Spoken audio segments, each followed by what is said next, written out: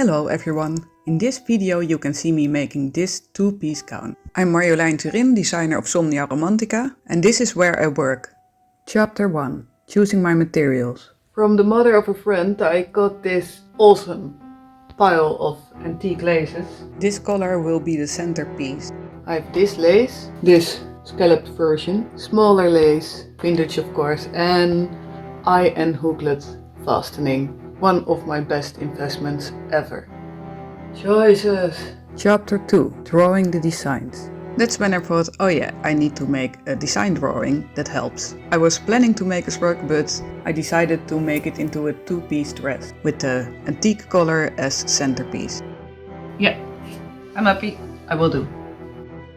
Oh, the back side. The bands, the sleeves. La la la la. Pui pui pui pui. La la la. Pop pop pop pop. Chapter 3. Cutting out the pattern. What I'm going to do is I will first cut the pattern, then put the color on top of it, and then I can see where the spare outs need to be. I'll make a sort of worksheet of this. Quite clear, I guess. Measuring the skirt length, I'm drawing diagonal so the stripes of the corduroy will be diagonal. Curly McCurl face. Cutting the other part of the skirt. Assembling the basic pattern. Yay! Random lace. This line is where the shoulder panels are attached. I want to make it lower for a more diagonal look, but I have to take the curves of the shoulders into consideration. This small piece is the shoulder panel and I get it out with the adjusted form. My spare lamp catched some lace. It will be a cropped top, so there you go. Trimming the hook and eye trim. And there goes the puff sleeve. I always freehand draw my puff sleeves. The question is, are we going to do big sleeves or huge sleeves? Of course I'm going for huge sleeves. As for the skirt, here's the skirt part.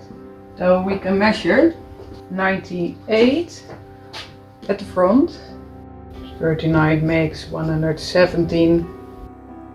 It's trying to escape. In thrift shops I often search for these little buddies. I use them as weights. Old irons. Fabric is going nowhere. Yeah, and then I drew out the skirt. It took a long time, but I'm not recording all of that. We are going to the sewing machine. Chapter 4. First sewing. The right color of yarn. I first go over this with the zigzag before detaching this.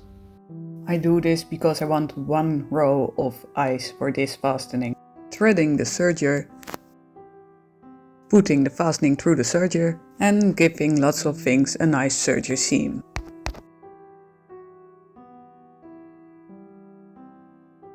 Here I'm pleating the lower half of the puff sleeve so I can attach the lace after this. Detaching the lower and upper hook and eyes and securing the thread so it will not fray. And then I attach it to the front of the bodice. Keeping on one side the modesty panel. Now I attach this antique lace from the same batch as the collar.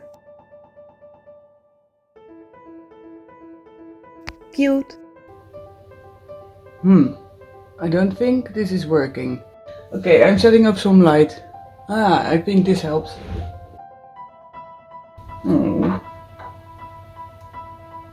Such a small piece left.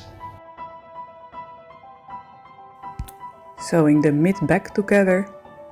And there's the V shape I wanted. So cute. Putting this lace on the shoulder panel. Now we have this whole bodice and I'm going to fit it. Chapter 5. First fitting. That's the press pillow. But this is the dress form. Flip. First putting the bodice on the dress form, closing the fastening and adjusting it, and then the collar over it. Now I'm going to do something slightly diabolic. And then I open it and fold it to make it symmetrical. Zo. Ja, kan heel goed. Ja, ik denk toch het eerste. Zo. Ja.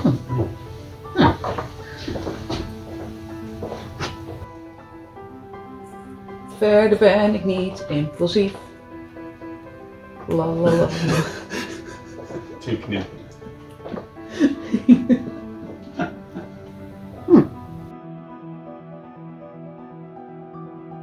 Leuk. And there we go, back to the machines. Chapter 6. Sewing more things. Sewing the neckline and the hem of the bodice. And sewing the vintage lace with the sewing machine over the serger seam. This will cover it up nicely. This lace I will use for the biceps, so here I am sewing it onto the puff sleeve. Then I cut the lace straight in half for the pleating at the neckline and hem. First pleating it through the serger and then sewing it onto the hem. Now I can finally add the collar. I start with the upper part, first from the mid back to the front and then symmetrical from the other front to the mid back. Yay! I'm protecting my ears from the horrible noise of the serger. Giving serger seams to the hems of the sleeves and the skirt. La la la la la la la la la la la la.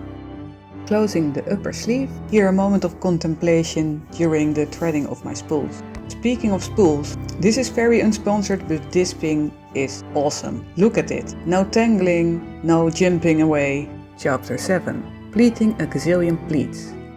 Okay, here the pleating marathon begins. And this is what it looks like. On high speed, pleat, pleat, pleat, pleat, pleat, pleat, pleat, pleat, pleat, pleat, pleat, pleat, pleat, pleat, pleat, and a pleat. Pleat, pleat, pleat, pleat, pleat, pleat, pleat. And then what shall we do with this lace? Let's pleat. And what are we going to do? We're going to pleat. And guess what's next? Pleating. Oh, I've got some lace left. Oh, shall we pleat it? Yes, let's pleat it. I got some more lace. Oh, well, let's just pleat it. Okay, I will. Okay then. But what about this lace? Let's pleat it. Okay. And this lace? This is small lace trim, we're not going to pleat it. Okay. Already becoming cute? Chapter 8. Last sewing. Here I'm attaching the bell sleeve to the upper arm. And I'm giving this an extra seam because it wanted to curl. Yay!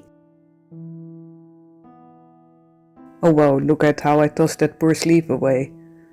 Here I am joining the upper and the lower skirt. It will be very densely pleated. Here's my famous concentration phase. Onto attaching the collar. For this I used pins, and that's something I do not do often, but here it's quite crucial. Well, you get the drill, I think. Lots of meandering, or however you call that in English. Here we put the seam of joining the skirt through the serger. Yay! And then we pleat a nice lace over that hem. Which is really a lot of fumbling and adjusting. But in the end I got it done. Inserting the zipper. This is the blind zipper foot. It enhances your life by 290%. Again, unsponsored. Combine it with a blind zipper and all of a sudden you can insert zippers. Now I'll be sewing this nice antique lace, but derp, not with a blind zipper foot. It's only good for blind zippers. Putting back the standard foot. Yeah, that's way better. I had to detach a part of the zipper again because I had to do this actually first. But after solving that I was finished with sewing and I went to the hand sewing. Chapter 9. Handwork. At first I tried these silver filigree metal clasps in different arrangements, but I was not convinced. Then I went with this rose golden metal clasps and I liked it better, because the whole piece is in beige and rose pink shades. Choosing the thread, very important. And then I just start with the first clasp. After one side is done, To get them exactly right at the other half, I close the fastening and then close the clasps and see where it has to come. And then I'm sewing the other half. And I decided this needed some cute lace trim. It's the hem of the skirt. And I inserted the sleeves. I intentionally inserted the sleeves later because when you have the bodice without sleeves, it's way easier to do the hand sewing. Yet again, lots of pleating and fumbling. And of course, my label. Yay! No hard feelings, but I think I'm done a bit with making this dress. Last thing, the rose gold clasp on the skirt. Chapter 10. The result. You can see that it's a very sleek silhouette but with very wide sleeve end and skirt, which gives it a nice flowery elegant silhouette. And as it's with antique laces, I had to also put it on my antique dress form. Look how happy they are together. So yeah, that was it. Good news, from now on my light will be way better. Look at this. That's because I moved my table, so prepare for great light at new videos. Also, next up will finally be my first tutorial, and it comes with a free downloadable pattern. So see you there. Bye bye.